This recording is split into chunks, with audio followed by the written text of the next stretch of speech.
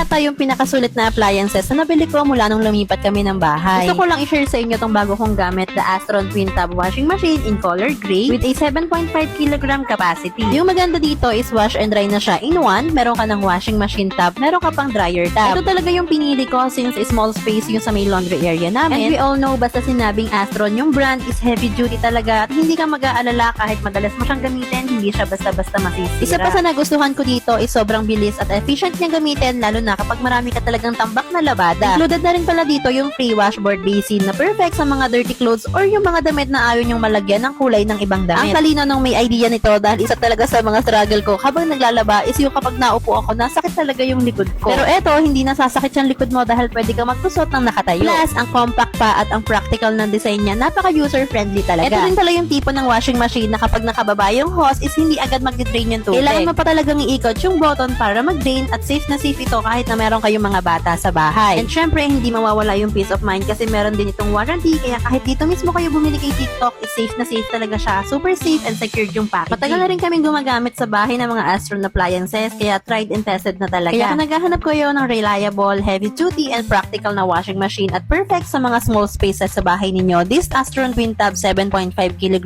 wash and dry, yung isa sa mga best washing machine na marirecommend ko sa inyo. Kaya kung gusto mo na rin mag-try ng Astron brand, ilalagay ko yung link ng Astron washing machine na to sa baba para same quality yung ma-receive ninyo.